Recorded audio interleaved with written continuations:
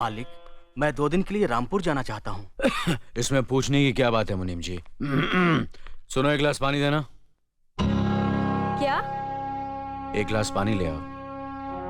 ना तो मैं आपकी नौकरानी हूँ और ना ही आपका छोटा भाई जो आपका हुक्म सुनते ही दौड़कर आपके लिए गिलास पानी ले आऊं। मेरे बाप के घर में मेरे एक इशारे पर 10 नौकर हाथ बांधे खड़े रहते थे। ये मत भूलिए कि मैं एक अमीर बाप की एक लौती बेटी हूँ। आप तो उम्र में बड़े हैं ना, किससे किस तरह की बात की जाती है इतनी तमीज तो आपको आनी चाहिए। Mind it.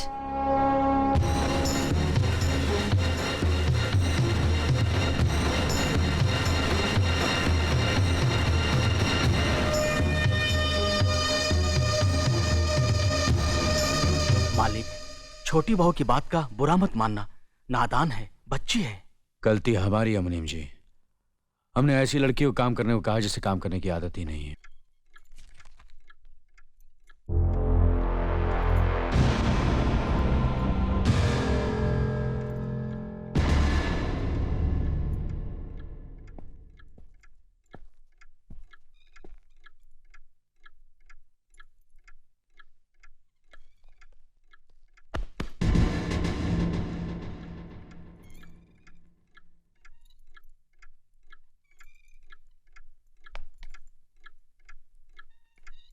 इसे मैं फेंक देता हूं बड़े भैया, आप चाहिए। मुनीम जी, जो राम प्रसाद की बेटी की शादी के लिए जेवर देने के लिए कहा था, भिजवा दिया? जी हाँ मालिक। शहर में रहकर यही बदतमीजी और ओछी हरकतें सीखी आपने? अपने से बड़ों का लिहाज करना नहीं आता आपको? किससे कह रहे हो तुम? आपसे कह रहा हूं। औरत पैदा हुई है तो औरत की तरह रहना सीखिए। मीना। नकुल, तुम अंदर जाओ।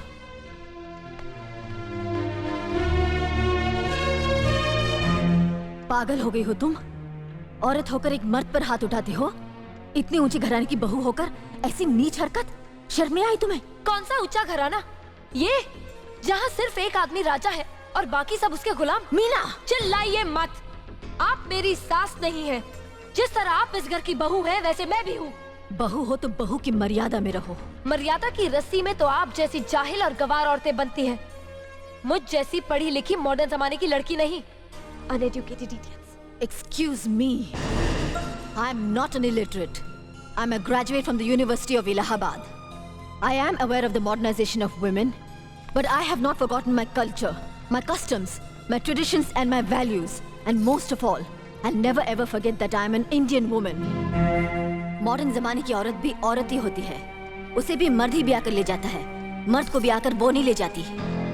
जमाने ख्याल और लिबास बदल देते हैं, औरत की शरीर की बनावट नहीं।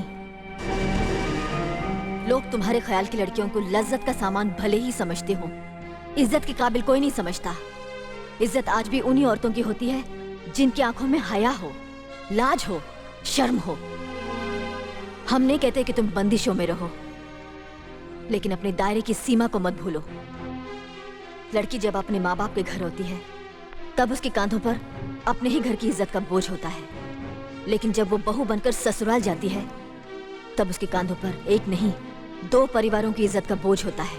आज जिस तरह तुमने नकुल को तमाचा मारा, अगर उसी तरह उसका भी हाथ उठ जाता तो तुम्हारी क्या इज्जत रह जाती? कभी सोचा तुमने? क्या बात है मीना?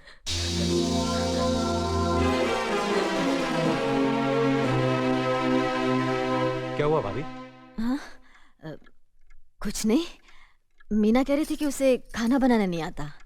हमने सोचा कि 2-4 खरी खोटी सुनाने से ही सीखेगी, सो सुना दिया। बस रोने लगी। क्यों अर्जुन, हमें तुम्हारी बीवी को डांटने का भी हक नहीं? क्यों नहीं, आप हमारी भाभी माँ हैं। आप मार सकती हैं, डांट सकती हैं, कुछ भी कर सकती हैं।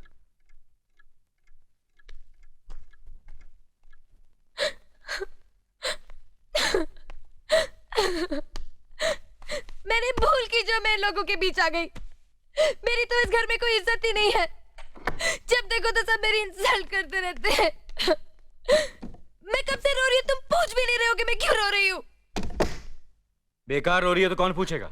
अच्छा, तो मैं तुम्हारे लिए और इस घर के लिए बेकार हो गई हूँ। अरे बेकार तो तुम हो गए अपने परिवार के बीच में रहकर। मैं कब से बोले जा रही हूँ और तुम हो के सुन ही नहीं रहे हो। इंसान की चीख सुनकर लोग शुभ अशुभ का विचार करते हैं, लेकिन जब मेंढकी को जुकाम होता है उसकी चीख की कोई परवाह नहीं करता। ये मत भूलो कि जब मेंढकी चिल्लाती है तो आंधी और तूफान आते हैं। आंधी और तूफान आएंगे तो उसका नतीजा तुम्हें ही भुगतना पड़ेगा। तो फिर ठीक है, अब मैं तुम्हारे साथ तब भी रहूंगी जब तुम मेरे साथ मेरे डैडी के घर रहोगे।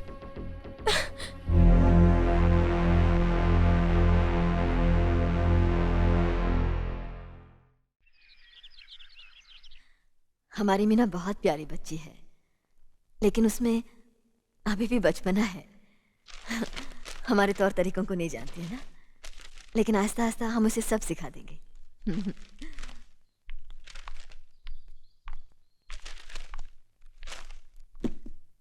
बड़े भैया, ये अपने घर जाना चाहती है। जाना भी चाहिए, 4-5 महीने हो गए, मायके की याद भी आती होगी इसे। और अर्जुन, तुम्हारे ससुर जी तुम्हें कई बार बुला चुके हैं, तुम भी कुछ दिनों के लिए हो आओ, तुम्हारा मन भी बहल जाएगा।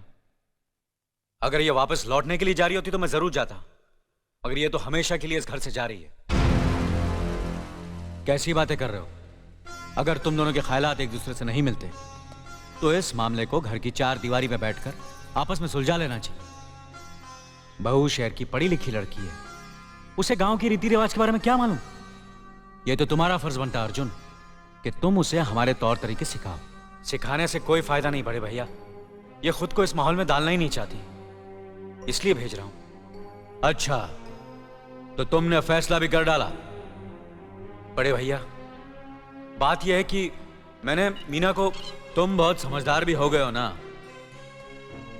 तो फिर तुम्हें इतना तो समझ लेना चाहिए, अगर बहू अपने आप को बदल नहीं पा रही है तो तुम बहू के मुताबिक बदल जाओ। आखिर वो तुम्हारी पत्नी है, उसका साथ देना तुम्हारा धर्म है। तुम्हारे भरोसे ही तो उसने अपनी सारी जिंदगी सौंप दी तुम्हें। अर्जुन, मेरे दर्द पर तुम तड़प उठोगे, तुम्हें तकलीफ होगी तो मैं रो दूंगा, क्योंकि हम दोनों एक ही मां की संतान हैं, खून का रिश्ता है हमारा। मगर पत्नी का नाता उससे कहीं ज्यादा गहरा होता है, क्योंकि वो पराये घर से आकर अपनों से कहीं ज्यादा अपनी हो जाती है, परछाई बन जाती है हमारी। पति शरीर है तो पत्नी उसकी आत्मा है। पत्नी ही पति के जीवन को सही अर्थ देती है, उसे कामयाब बनाती है। पत्नी के बगैर पति बेजान और बेमाने हो जाते हैं। अगर आज तुम अपनी पत्नी को हमेशा के लिए उसके मायके छोड़ाओगे तो यह गांव, यह समाज क्या कहेगा हमारे बारे में? जरा सोचो अर्जुन, न्याय के सिंहासन पर बैठकर जो लोगों के अच्छे बुरे का फैसला करता है, अगर उसी के घर में नाइंसाफी होगी तो लोग हंसेंगे हम पर, किसी को मुंह दिखाने के काबिल नहीं रहेंगे हम। बड़े भैया, मुझसे भूल हो गई, मुझे माफ कर दीजिए। मुनीम जी। जी मालिक। जायदाद के दस्तावेज लाइए। जी अभी लाया। बहू, पति ही पत्नी की असली शक्ति होती है। हमारे पुरखों ने कुल धर्म पत्नी के बारे में कहा है, जो पति के काम में उसकी मददगार हो, उसे अच्छी सलाह दे, जो दासी की तरह उसकी सेवा करे, मां की तरह उसे खिलाए पिलाए, लक्ष्मी का रूप हो और धरती की तरह उसमें सहन शक्ति हो, वही आदर्श पत्नी होती है। औरत की सोच मर्द का मुकद्दर बनाती है। वो जब बनाने पर आती है तो कुटिया को महल कर देती है, और जब बिगाड़ने पर उतरती है तो महल को मिट्टी का ढेर बना देती है। मालिक, ये जायदाद के दस्तावेज हैं। हमारी जमीन जायदाद कहां कहां है और कितनी है, उसका हिसाब किताब ना बाबूजी को मालूम था, ना हम तीनों भाइयों को मालूम है। बहू, तुम पढ़ी लिखी हो, आज से इसका हिसाब किताब तुम देखोगी। लक्ष्मी जी। अपनी चाबियों का गुच्छा और ये कागजात बहू को दे दो।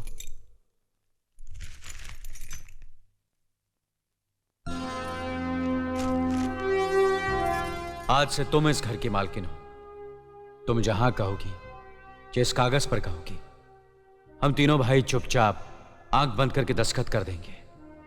जैसा कहोगी वैसा ही करेंगे। बस एक ही विनती है बहू, हम तीनों भाइयों को अलग करने का ख्याल अपने मन में कभी आने मत देना।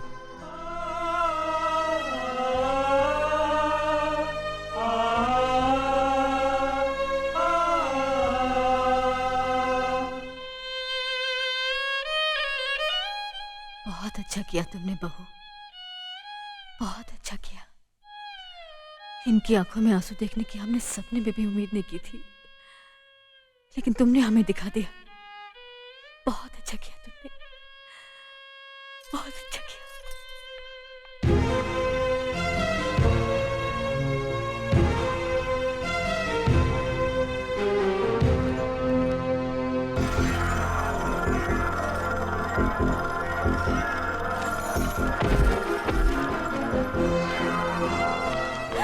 मीना, मीना, क्या हुआ बहू? मीना, मनी जी जल्दी से डॉक्टर को बुलाइए।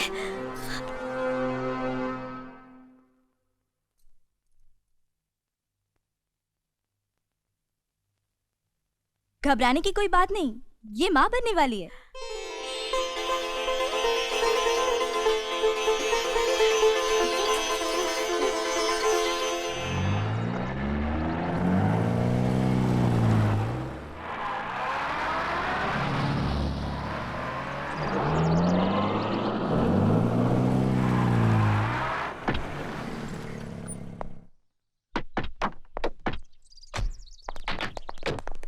आप लोग यहीं ठहरिए, मैं ठाकुर साहब से मिलकर आता हूँ।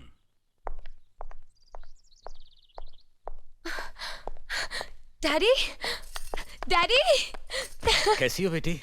What a pleasant surprise. आने की खबर भी नहीं की।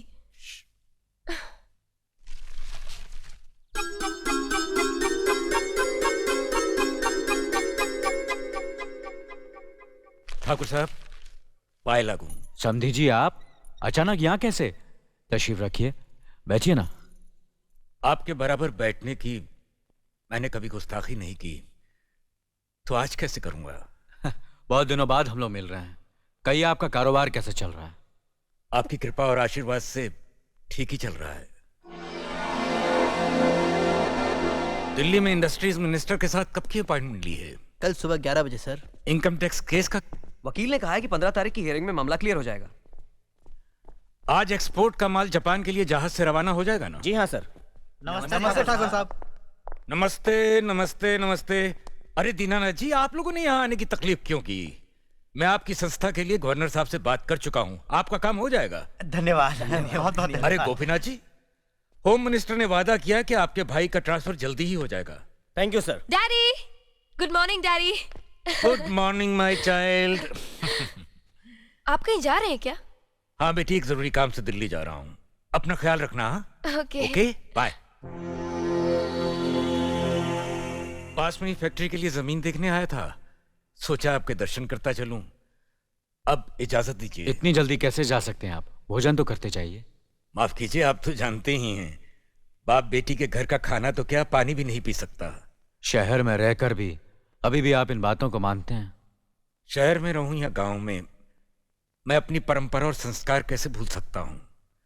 आखिर मैंने इसी मिट्टी में जन्म लिया है। अच्छा, चलता हूं। अजी, कम से कम बेटी से मिलकर उसकी कुशलता तो पूछ लीजिए। ये क्या कह रहे हैं आप? मैं इतना ऊंचा नहीं हूं कि अपनी बेटी की कुशलता पूछकर आपका अपमान करूं। ठाकुर साहब, ये तो मेरी बेटी का सौभाग्य है कि वो इस मंदिर जैसे पवित्र घर में बहू बनकर आई, और फिर आपकी छत्र छाया में तो वो कुशल हो गई। राम राम। राम राम। बेटे, जिस तरह तुम मैके में चहकाती रही हो ना, वैसे ही अपनी ससुराल को भी महकाती रहना। जी।